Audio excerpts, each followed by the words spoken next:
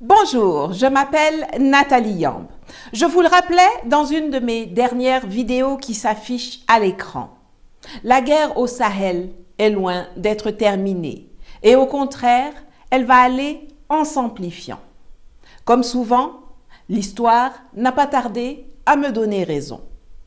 Quand le 25 juillet 2024, la nouvelle de l'embuscade tendue à l'armée malienne à Tinzaouaten m'est arrivée, ma première réaction a été de poser la seule question qui vaille.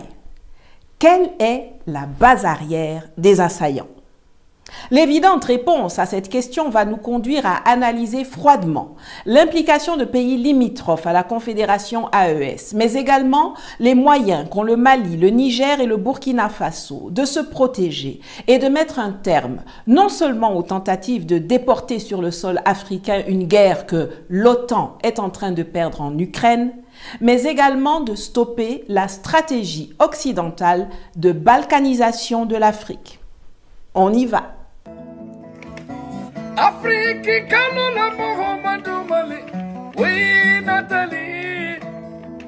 Tout a commencé par l'entrée des Fama dans Inafarak, une localité située à 120 km au nord-ouest de Tessalit, le 22 juillet 2024.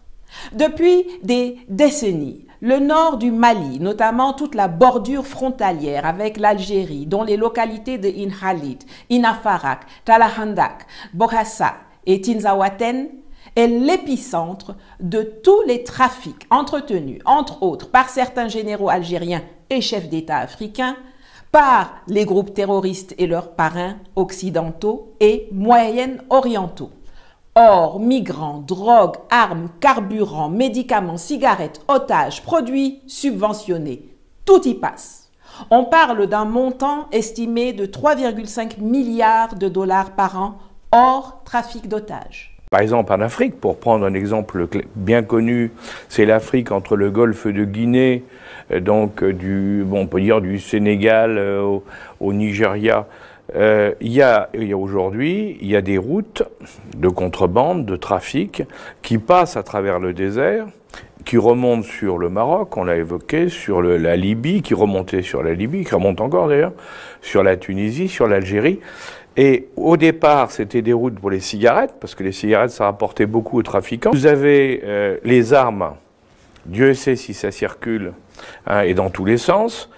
Vous avez les produits pharmaceutiques, enfin vous avez quantité de choses. Et puis maintenant, vous avez les migrants qui sont un vrai trafic illégal. Vous comprenez l'ampleur du business et les enjeux. Comme le disait l'ex-patron du renseignement français Alain Juillet, qui sait de quoi il parle, toute cette économie parallèle des réseaux criminels entre dans le calcul du PIB de certains pays. La drogue fait un chiffre d'affaires considérable en France, où la prostitution, c'est sous contrôle des mafias. Et eh bien, on constate que l'État français, pour améliorer son positionnement international avec le PIB, inclut l'argent de la drogue, l'argent de la prostitution dans les comptes de la France, ce qui pose un autre problème au niveau de l'éthique. Surpris par l'armée malienne, les trafiquants en tout genre ont donc pris la tangente pour se replier sur Tinzaouaten, une autre localité frontalière qui a la particularité d'être à cheval sur les deux pays. Il y a Tinzaouaten Mali et Tinzaouaten Algérie.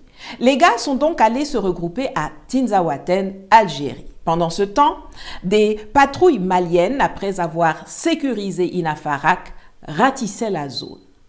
Une patrouille des forces armées maliennes avançait vers Tinzaouaten, Mali, quand tout à coup, le gros blindé chargé du déminage et transportant pas mal de soldats alliés en tête du convoi est canardé massivement par un drone, tandis qu'une armada impressionnante de véhicules adverses déboule par voie terrestre pour encercler le convoi des forces armées maliennes. Comment cela est-il possible ?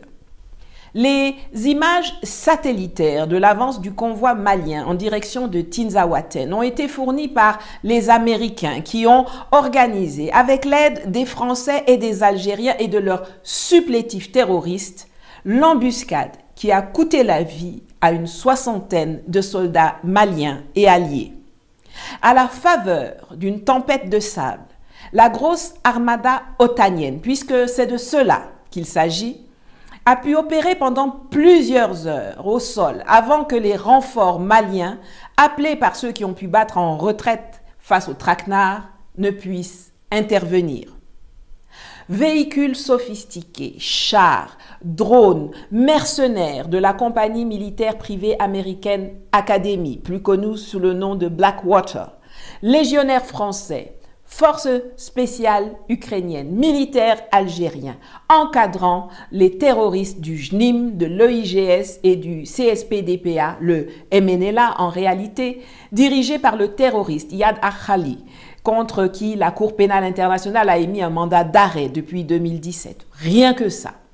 Toute cette impressionnante logistique employée par l'OTAN du 25 au 27 juillet 2024 n'était en réalité pas mobilisée pour écrabouiller une petite patrouille de 20 véhicules maliens, mais plutôt dans le cadre du déclenchement d'une grosse opération de reconquête de Kidal et de Thessalite. Et c'est ainsi qu'ils ont battu le rappel de tous les voyous venus du sud de la Libye, de la zone qui échappe encore partiellement au contrôle du général Haftar, du Sahara occidental en traversant la Mauritanie, d'Algérie bien sûr, et même du Moyen-Orient, pour réunir quelques 2000 personnes afin de tenter de rééditer la descente de 2012. Sauf que le fait qu'ils se soient jetés aussi nombreux sur une si petite patrouille n'était pas très bien pensé, car elle a donné l'occasion d'une vive riposte de la part des forces de la Confédération de l'Alliance des États du Sahel, qui dès le 30 juillet, grâce à des bombardements aériens intensifs, soutenant les forces alliées de l'AES déployées au sol, ont causé plusieurs centaines de pertes aux ennemis. Au moment où j'enregistre cette vidéo, l'armée malienne, appuyée par les armées du Niger et du Burkina, ainsi que par les forces du général Haftar et des forces russes qui sont positionnées respectivement au sud et sur le flanc méditerranéen de la Libye, a isolé et verrouillé les terroristes près de Tinzaouaten. Et c'est ainsi qu'aux jubilations des médias occidentaux, mais aussi d'Africains décérébrés, face aux pertes maliennes et alliées subies du 25 au 27 juillet, ont succédé les jérémiades mensongères sur l'élimination de civils par l'armée malienne, suivies d'un silence très bruyant ces derniers jours. Et c'est dans ça que l'on apprend que les terroristes ont demandé à l'Algérie de négocier avec le Mali pour ne pas être braisés. Mais cela a peu de chances d'aboutir. D'abord parce qu'on ne négocie pas avec les terroristes. Ensuite parce qu'il serait stupide de rater cette occasion de porter un coup fatal à cette vermine. Et enfin parce que l'Algérie ne peut donner aucune leçon de clémence à quelqu'un, compte tenu de la façon expéditive dont elle a géré la prise d'otages sur le site gazier d'In Amenas en janvier 2013, en envoyant 6000 soldats éliminer aussi bien les 29 terroristes que 40 otages de 10 nationalités qui travaillaient sur le site. En Algérie, la prise d'otages dans le complexe gazier d'In Amenas se termine dans le sang. Selon Alger, l'assaut final a été lancé dans la matinée et il n'y a aucun survivant. Les derniers 7 otages étrangers ont été tués et les 11 ravisseurs abattus. Selon l'agence de presse officielle algérienne, les djihadistes ayant perdu tout espoir de quitter les lieux auraient commencé à exécuter certains des otages, ce qui aurait déclenché l'intervention des forces spéciales. Une conférence de presse doit avoir lieu, pas plus de précision pour le moment. Ce qui rend la décision encore plus aisée est le fait que parmi les terroristes que les médias occidentaux présentent dorénavant sans honte comme des rebelles ou des séparatistes, il n'y a que très peu de Touaregs maliens qui se sont toujours opposés dans leur grande majorité à la scission du Mali voulue par les impérialistes. 90% des Touaregs maliens revendiquent fièrement leur appartenance au Mali et ont d'ailleurs quitté les zones du Nord quand les terroristes s'y sont installés. C'est bien pour cela que la France et l'OTAN ont dû aller recruter en Libye, en Algérie, jusqu'au Moyen-Orient pour constituer leurs troupes d'assaillants. Pour répondre à la question que je posais à l'entame de cette vidéo, la base arrière des assaillants est l'Algérie. C'est triste de le dire, car on a encore en mémoire les liens d'amitié qui unissaient les deux pays du temps de Boumedienne, de Ben Bella et de la guerre de libération. Il fut d'ailleurs une période où ce sont les Algériens qui se sentaient déstabilisés par les trafics en provenance du Mali et du Niger. C'est d'ailleurs pour cela que l'Algérie a construit à partir de 2015 des barrières, que ce soit avec des murs de sable, des tranchées ou des fils barbelés de rasoirs, pour mieux protéger son territoire des incursions, des trafiquants et des migrants. Comme vous pouvez le voir sur la carte qui s'affiche à l'écran, c'est l'intégralité du territoire algérien qui est ainsi barricadé. Mais ça, c'était avant. L'attitude fourbe et les intrigues du pouvoir actuel algérien ont été dévoilées depuis lors à maintes occasions. Aujourd'hui, ce sont des généraux algériens qui parrainent, protègent et profitent de certains trafics qui se font dans la zone des trois frontières. En effet, grâce aux barrières érigées tout le long du territoire, il est impossible que des trafics aient lieu sans la complicité des militaires. C'est l'Algérie qui héberge des déstabilisateurs en chef du Mali, dont l'imam Dicko qui rêve de transformer un bout du territoire malien en califat, ainsi que des leaders de groupes terroristes. C'est l'Algérie, toujours, qui a tenté un coup de force en bafouant la souveraineté du Mali lors du sommet du mouvement des non-alignés en janvier 2024 en Ouganda, en essayant de faire adopter au forceps un texte réitérant le soutien du mouvement des non-alignés à l'accord d'Alger et sommant les parties signataires à respecter leurs engagements, alors que le Mali avait annoncé depuis le mois de décembre sa décision souveraine de privilégier dorénavant la voie d'un dialogue intermalien.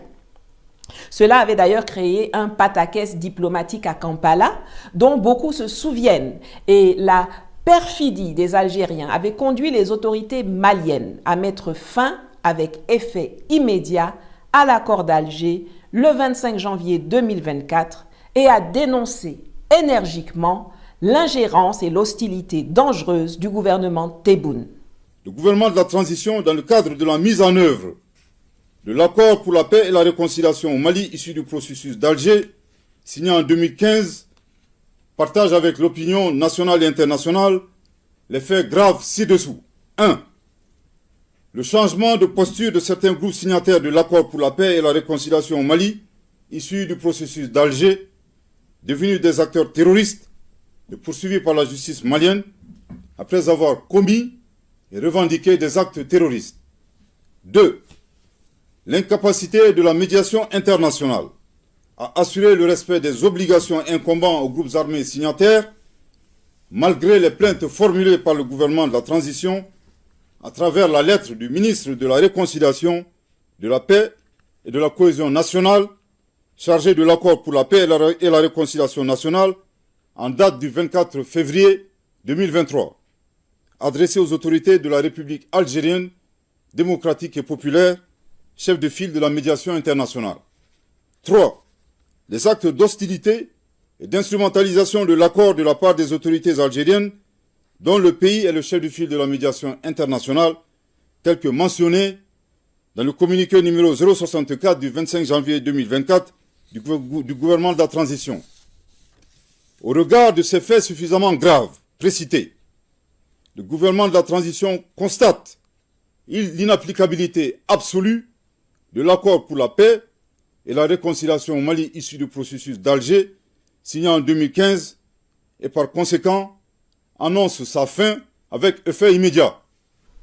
C'est l'Algérie aussi qui a négocié avec le terroriste Iyad Akhali et à l'insu des autorités maliennes la libération de 3 otages italiens contre le paiement d'une rançon de 13,5 millions de dollars par l'Italie en février 2024.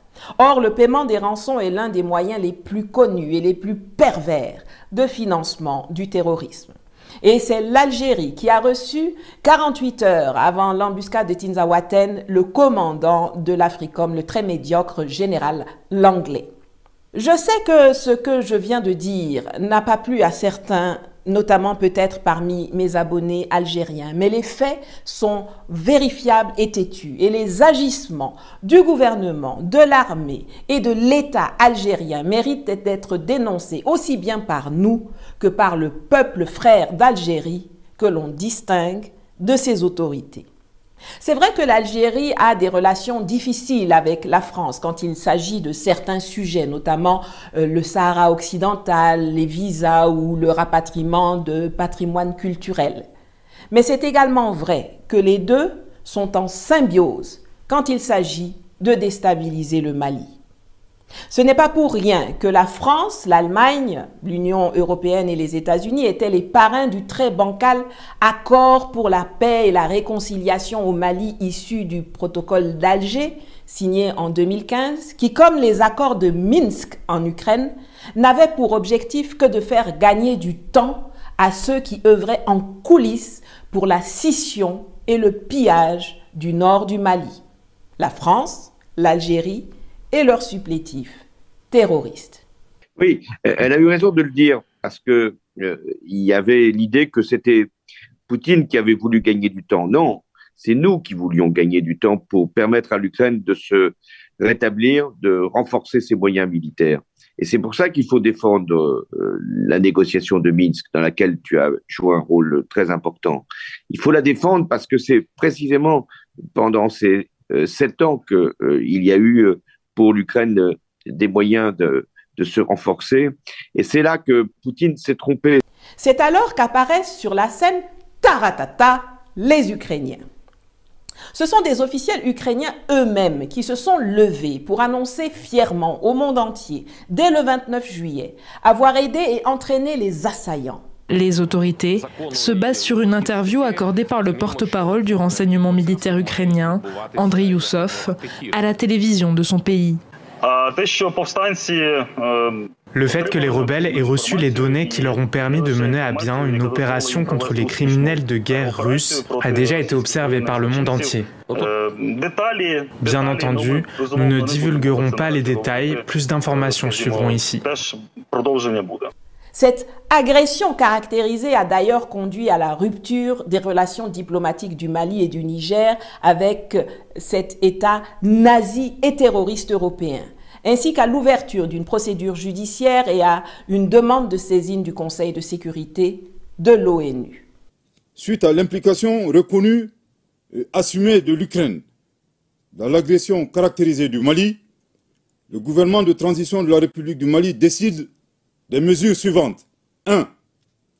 La rupture avec effet immédiat des relations diplomatiques entre la République du Mali et l'Ukraine, cette dernière dont les destins sont malheureusement confiés à des pantins confondant la scène internationale et la scène de théâtre.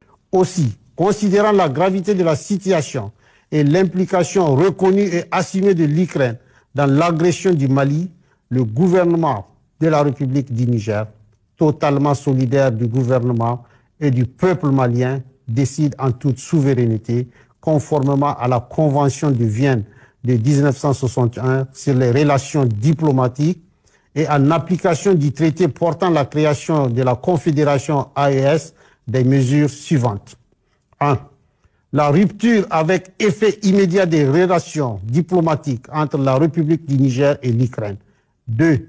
La saisine du Conseil de sécurité des Nations Unies en vue de statuer sur l'agression ukrainienne et de ses sponsors.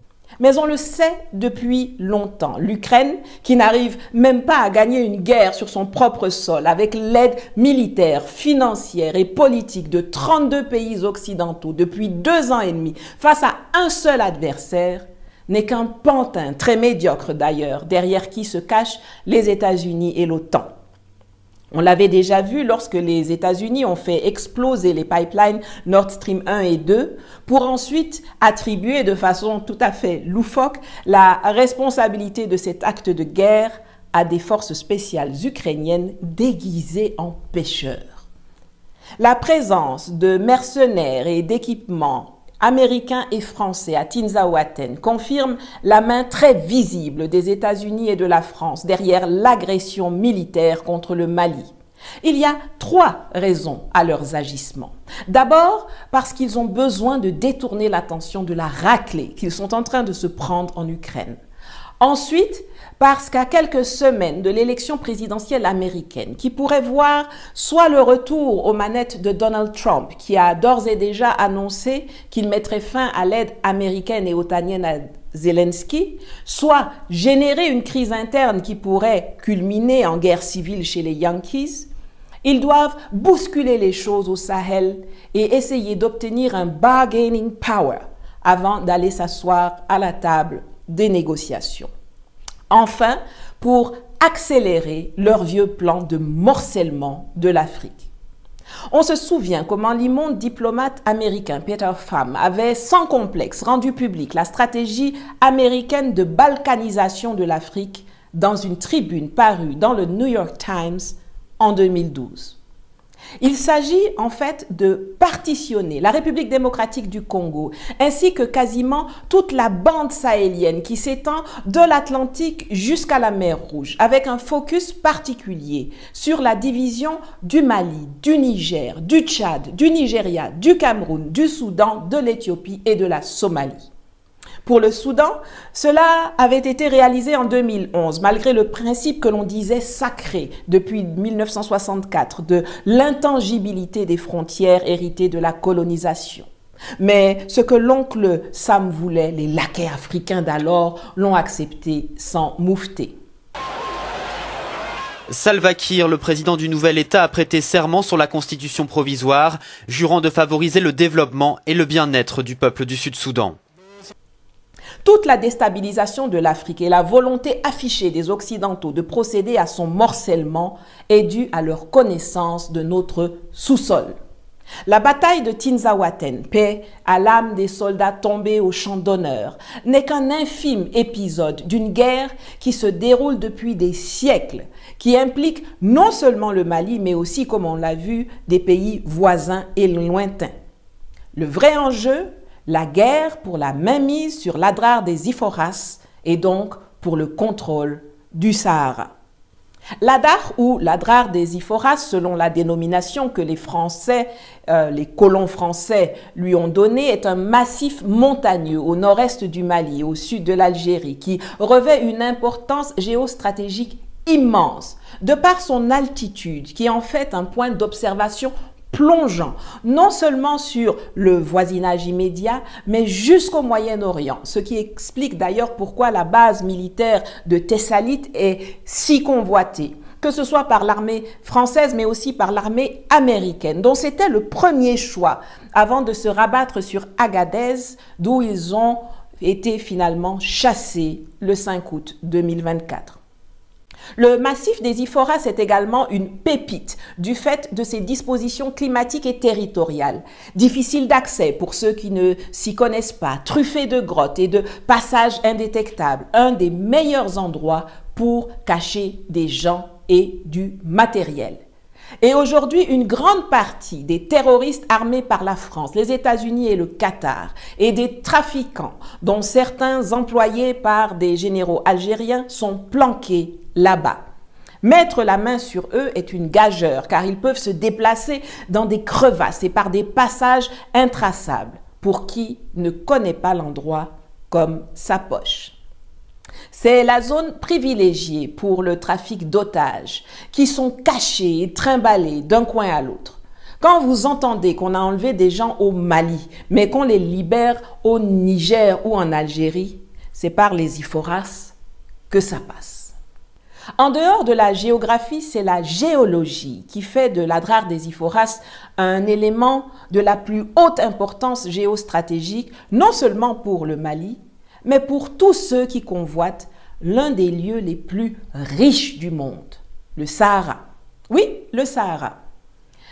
Ce qu'on nous a présenté comme un truc qui ne vaut rien, juste un désert, une étendue de sable, est en fait une manne minière, minéralogique et hydrologique capable de faire de cette région le poumon industriel de l'Afrique, le moteur de son progrès et de l'enrichissement de ses populations. Eh oui, on nous a menti, et depuis longtemps. L'histoire, c'est eux qui l'écrivent. Et les contemporains que nous sommes essayons de déconstruire leurs mensonges. Et grâce à de nouveaux moyens de communication comme l'Internet et les réseaux sociaux, nous réussissons progressivement avec des amis à exposer leur contre-vérité, leur hypocrisie et à imposer notre narratif. En attendant que nos États prennent enfin le relais en changeant le contenu des programmes scolaires pour que l'intox qui nous est enseigné depuis la colonisation soit définitivement expurgé et que nos écoles produisent des jeunes bien formés, sûrs d'eux, armés de la vérité et prêts à affronter le monde de façon décomplexée. Mais la géographie, c'est une autre paire de manches. Et là, nous avons encore de longs chemins à parcourir et un énorme retard à rattraper. Tout d'abord parce que toutes nos cartes ont été faites par le colon et sont encore chez le colon. Et ensuite parce que nos universités produisent beaucoup plus d'historiens que de géographes. La bataille de l'histoire, on est en plein dedans. Mais celle de la géographie, on ne l'a pas encore vraiment commencé. Et pourtant, c'est cela le vrai enjeu derrière la dénonciation de la conférence de Berlin. Il ne s'agit pas de s'émouvoir parce que des étrangers ont découpé l'Afrique comme un steak. Il s'agit de savoir pourquoi ils se la sont partagés comme ils l'ont fait, sur la base de quelles études, de quelles recherches, de quelles données, de quelles cartes qu'ils gardent jusqu'à aujourd'hui sous clé. La rétention de la connaissance de ce que chacun d'eux a récupéré pose problème. C'est pour cela que quand j'ai été invité par la Douma d'État à Moscou en mars 2023, j'ai dit aux Russes que s'ils étaient vraiment nos amis, ils partageraient avec nous leurs informations. C'est pourquoi je m'adresse à présent directement aux amis russes dans la salle. Ouvrez vos archives. Donnez-nous les preuves que vous détenez de ces agissements. Maintenant que vous voyez leurs méthodes et que vous en faites aussi les frais aujourd'hui. Avec la réécriture de l'histoire, de la contribution de la Russie à la marche du monde et au bien-être occidental, vous comprenez, j'en suis sûre, nos besoins. Mieux que jamais. Vous étiez à Berlin en 1884. Nous n'y étions pas. Vous étiez à Yalta. Nous n'y étions pas. Vous étiez là en 1960. Nous n'y étions pas. Partagez-nous vos informations et vos archives pour nous aider à déconstruire efficacement, scientifiquement, la falsification de l'histoire qui fait le lit du néocolonialisme. Ils étaient à Berlin. Même s'ils ont refusé de prendre leur part dans le partage du gâteau de l'Afrique, ils savent ce que les autres se sont dit. Ils savent ce que les autres avaient et ont jusqu'à ce jour comme information. Il est impératif qu'ils les partagent avec nous. Encore faut-il que nos autorités les leur demandent. La vidéo de mon speech complet est sur ma chaîne. Si vous pourrez aller la regarder à l'issue de celle-ci. Lors du travail de recherche que j'ai fait pour cette chronique, je suis par exemple tombée sur les archives et les collections iconographiques de Jean Clausel, ex-préfet et administrateur de colonies françaises, qui couvrent la période de 1902 à 2008. Des monographies, des notes, des cartes, des télégrammes, des rapports, des plans, des données, etc. qui sont conservés dans 42 boîtes à l'Humathèque Condorcet à Aubervilliers, dans la banlieue parisienne, je crois. Voilà. Mais vous ne pouvez pas les consulter en ligne. Vous devez obtenir une autorisation pour y accéder physiquement. Et vous n'avez pas le droit de faire des photocopies, seulement des photographies sans flash, si vous avez de la chance. Le parcours du combattant. J'espère néanmoins que des chercheurs et étudiants africains sérieux feront le job après cette vidéo. Tout le monde sait que je ne suis pas camarade avec les États-Unis, mais il faut avoir l'honnêteté de reconnaître qu'ils sont beaucoup plus transparents que les Français en ce qui concerne la déclassification et l'accès aux informations, même sur les parties les plus sombres de leur histoire. Pour que vous compreniez bien l'importance de la maîtrise de la géographie, je vais vous rappeler 2 exemples historiques. On a tous en mémoire la débâcle des armées réputées les plus puissantes du monde. D'abord les Russes en 1989, puis 32 ans plus tard les États-Unis, l'OTAN en Afghanistan. On a vu comment les gars ont frayaé en courant, en laissant leurs choses derrière eux là-bas. It's time for American troops to come home. It's time to end America's longest war. And it's time to end the forever war. Vous avez vu la gueule des paysages et des montagnes afghanes? Impossible de gagner une guerre là-bas si tu n'es pas du coin. Avant cela, il y a eu la raclée que se sont pris les Français au Vietnam en 1954. Dien Bien Phu était une cuvette surplombée par des collines. En choisissant d'installer leur camp là-bas, les Français ont permis aux troupes du général Giap de les encercler depuis les hauteurs. Ils pensaient pouvoir gérer les collines avec l'appui de l'aviation, mais ils n'avaient pas prévu la montée en puissance de l'équipement antiaérien employé par le Viet Minh. Par ailleurs, la connaissance géographique du terrain a permis aux Vietnamiens de transporter leur armement par des pistes tracées dans la jungle montagneuse et de les stocker en pièces détachées dans des grottes indécelables par l'aviation française. Et grâce aux grosses pluies qui sont tombées quasiment sans interruption à partir du 27 mars 1954, l'armée de l'air française n'a plus pu procéder ni au ravitaillement, ni à la relève des troupes, ni à l'évacuation des blessés. La méconnaissance de la géographie et du climat a joué un rôle central dans la défaite française à Dien Bien Phu.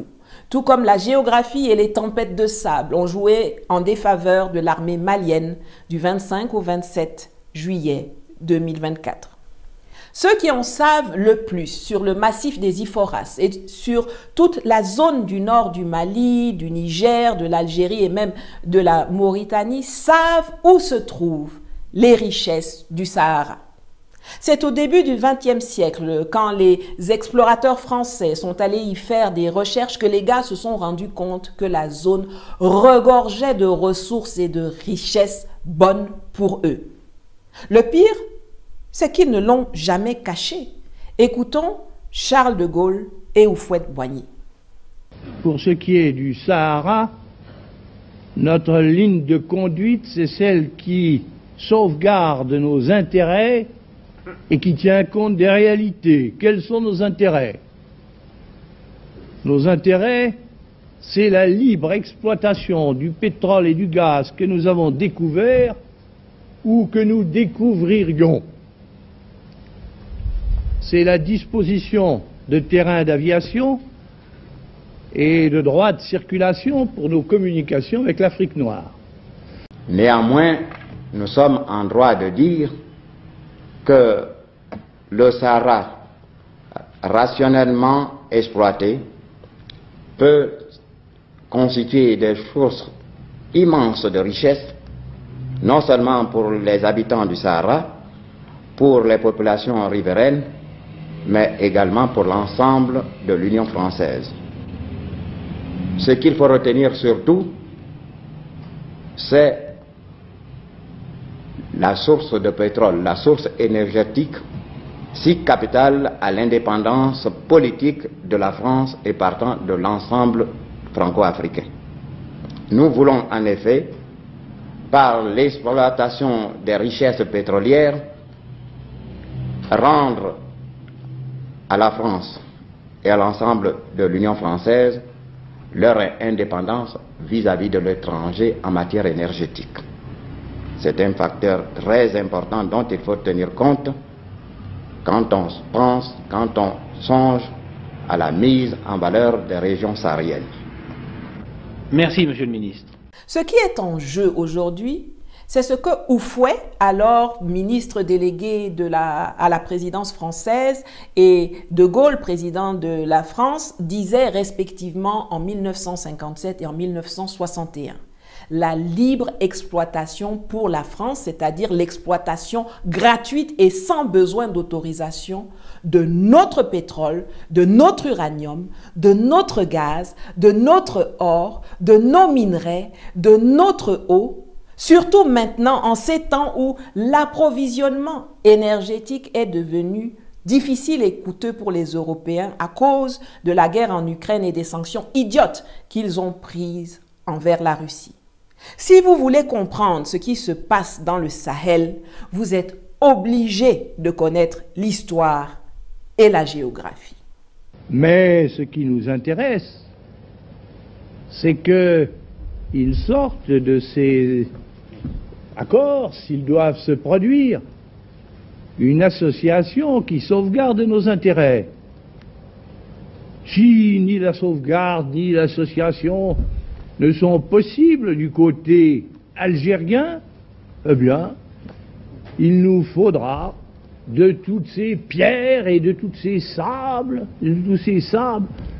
faire quelque chose de particulier, aussi longtemps et pour autant que pour nous, l'inconvénient ne sera pas supérieur à l'avantage. De Gaulle nous dit sereinement que si la France peut s'entendre avec les Algériens pour continuer de pouvoir exploiter le Sahara, tant mieux. Mais si aucun accord n'est trouvé, alors ils vont laisser le nord de l'Algérie aux Algériens, mais ils vont créer leur chose au sud, dans le Sahara, en accentuant les divisions ethniques à leur profit, selon la vieille devise « diviser pour mieux régner ». Les Français ont compris très vite qu'ils ne pouvaient pas s'installer dans la zone comme ils se sont établis sur les côtes ou dans les forêts. En plus de la géographie adverse avec ses étendues désertiques où il est tellement facile de se perdre, le climat était un frein majeur à leur implantation. Quel blanc, quel ressortissant de pays enneigés ou originaire des forêts va supporter sur la durée les 50 degrés et plus sans ombre du Sahara? Après des accrochages avec les populations locales soucieuses de leur autonomie durant la période coloniale, ils ont donc décidé de coopérer avec elles qui connaissaient les lieux comme leur poche. Et c'est ainsi qu'ils ont commencé à sortir les Touaregs du lot, qu'ils ont romantisé les hommes bleus du Sahara, tendant à faire croire à l'imaginaire collectif qu'il n'y avait qu'eux dans la zone, alors qu'ils sont loin d'y être majoritaires. Ce dont ils avaient besoin, c'était de coopérer avec eux, parce qu'ils ne pouvaient pas les remplacer. C'est aussi pour cela qu'après avoir poussé ces poulains terroristes du MNLA à déclarer en 2012 l'indépendance de l'Azawad, ce territoire imaginaire et fantasmagorique qui n'existe que sur les réseaux sociaux et dans la planification divisionniste française, au lieu de dégager les terroristes, l'armée française a plutôt interdit pendant 10 ans, de 2013 à 2023, à l'armée malienne d'entrer dans Kidal et de se rapprocher des IFORAS, sous-traitant à sa complice la MINUSMA l'armement et la collaboration avec les terroristes et l'occupation de la base militaire stratégique de Thessalite, entre autres. Alors, après avoir passé en revue ce qui s'est passé à Tinzaouaten, après avoir mis un coup de projecteur sur les acteurs, après avoir compris l'importance de la géographie dans la guerre qui nous est menée, je vais terminer en formulant 3 recommandations. Premièrement, tout comme d'autres armées ont créé des unités spécialisées de chasseurs alpins, de Gebirgstruppe, de Alpini, de Mountain Division dans les pays montagneux d'Europe centrale ou des États-Unis, tout comme le Canada a créé des unités de rangers, des trappeurs qui interviennent dans des terrains arctiques de toundra ou de forêt boréale, il faut créer ou redynamiser dans les armées de l'AES des unités spécialisées pour le Sahara, les méharistes comme on les appelait, constituées de personnes qui connaissent ou qui sont formées à sa géographie, à ses langues, à ses populations, à son climat, des gens qui sont physiquement et mentalement fit pour combattre là-bas. et les équiper de moyens adéquats, qui sont aussi bien les dromadaires et les chevaux traditionnels que des motos 4x4, des quads, des véhicules 4x4, des véhicules blindés légers, des MATV, des drones plus modernes. Deuxièmement, il faut identifier parmi les chercheurs africains qui ont fait de sérieux travaux académiques sur la région des Iforas, que ce soit en sociologie, en géographie, en météorologie, en politique, en géologie, peu importe, tout est bon à prendre, car il faut créer une école des Iforas et plus largement même une école ou une académie du Sahara dans une université de la Confédération pour établir nos cartes scientifiques de la zone. Nous disposons aujourd'hui de moyens techniques avec les drones et les satellites qui permettent de faire cela beaucoup plus rapidement et facilement que les explorateurs anglais en 1767, quand la couronne britannique a décidé de lancer la cartographie de l'Inde à travers la création du Survey of India, le plus vieil institut du monde en la matière, par exemple. Et troisièmement, il faut naturellement ériger des barrières, des barricades, des murs de sable, des tranchées tout au long de la frontière du Mali, du Niger et du Burkina Faso, avec des postes de contrôle tous les 2 kilomètres, par exemple, comme le Maroc et l'Algérie l'ont fait chez eux. Par peur d'une contagion du chaos libyen qui a facilité le terrorisme, le trafic d'armes et de drogue dans la région, l'Algérie a elle aussi construit en toute discrétion un mur de sable à ses frontières à partir de 2015. Mais le pays est allé encore plus loin. Le mur algérien s'est étendu aux frontières avec le Niger, le Mali et la Mauritanie. Des tranchées ont été construites pour éviter tout franchissement de véhicules et des pistes relient le remblai de sable à des bases militaires. Vue du ciel, pas facile de distinguer cette barrière qui se fond dans le paysage. Pourtant, elle est bien présente. En 2021, la quasi-totalité des frontières terrestres de l'Algérie était fermée. Au nom de la sécurité nationale, le gigantesque Sahara est devenu un espace cloisonné, où il est de plus en plus difficile de circuler librement. J'ai vu dernièrement le Burkina Faso réceptionner des excavatrices. Peut-être qu'une partie peut être utilisée pour cela ou qu'il faut passer de nouvelles commandes. Alors bien sûr, cela nécessite de l'argent, des moyens financiers, matériels et humains. Mais se les donner est un impératif de survie, de défense et de stabilité. L'arrivée au pouvoir des souverainistes Assimi Goïta au Mali, Ibrahim Traoré au Burkina Faso et Abdraman Tiani au Niger a grandement dérangé les plans des impérialistes et les activités parfois totalement illicites d'acteurs étatiques et privés étrangers comme les orpailleurs ou le groupe français Total, la Sonatrach dans le bassin de Taoudéni qui s'étend sur 3 pays, mais dont la plus grande réserve pétrolière se trouve au Mali. Mais elle n'a pas encore mis fin à leurs appétits prédateurs, puisqu'au lieu de négocier et d'acheter nos biens à nos conditions, ils préfèrent les voler et les arracher, même s'ils doivent pour cela continuer de faire couler le sang de millions d'Africains. Conformément à la doctrine que De Gaulle a évoquée plus tôt et qui s'applique aussi bien à l'Algérie qu'à tous les pays du champ. Soit vous acceptez que les intérêts français sont supérieurs aux intérêts des Africains, soit ils créent quelque chose pour continuer de pouvoir se servir. Et ceci aussi longtemps et pour autant que pour la France, l'inconvénient ne sera pas supérieur à l'avantage. Et cette phrase explique pourquoi, malgré les 2 millions d'euros par jour que coûtait l'opération Serval / Barkhane aux contribuables français pendant 10 ans, pourquoi, malgré les 58 légionnaires et mercenaires français morts, elle explique pourquoi la France a hurlé, crié, s'est fâchée, a refusé de partir du Sahel jusqu'à ce qu'on les éjecte en leur bottant les fesses.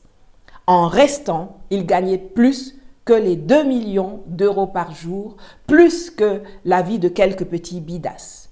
Et c'est d'ailleurs pour cela que tous les officiers militaires français répètent qu'ils reviendront coloniser militairement l'Afrique. Et je pense que de toute façon, nous aurons à nous reposer la question.